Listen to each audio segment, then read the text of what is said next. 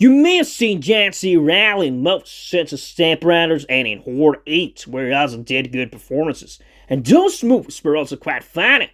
But this movie called Cedar Rapids from 2011 is a horror disappointment when it comes to comedy movies. And it's probably the worst comedy movie he's ever played in. First and foremost, the problem with the movie is that it feels way more like a drama comedy than a regular comedy movie. The main character, played by Ed Helms, is way too emotional. You see sick stuff, such as that he thinks his former teacher is his girlfriend, when they really are just fact, but it's fair enough. It is the first time he is blind after all, and so outside his comfort zone, but this character is not a basis for a good story. Of course, not to say this character could not have been played better by somebody else, but I never really liked these emotional comedy characters.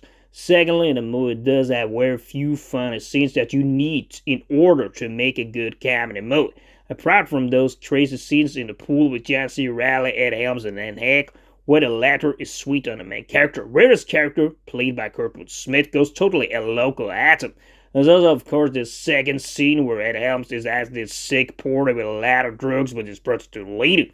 So you see how it works in the corporate business when the main character pays Orrin Helgeson to get the Two Diamond Award, and you got that show scene where the two of them are all alone naked in the shower. We are not sure that scene would have been given the green light today.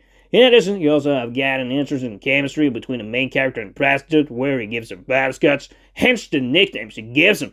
The movie itself, of course, we have touched upon that a little bit. It is about this character with little experience on the outside world, and now we will delve deeper into that. In this movie, he is a bit insecure about himself, and he does not really want to go on his first business trip.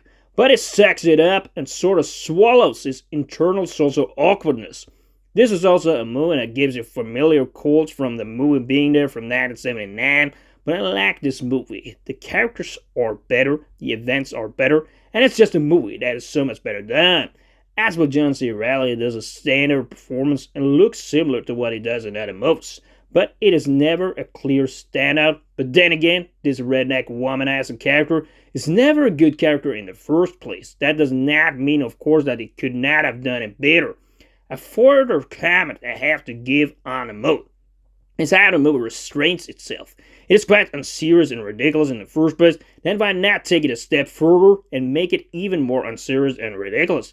Instead, you make this long opening 40 minutes with a presentation and such, where nothing really happens in the story. Of course, if things had been wilder a little bit earlier, we could have had a better movie.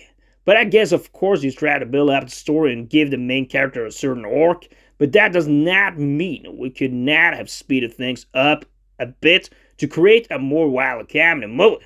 But this is not wild after all, and I will give it a 4 out of 10, guys.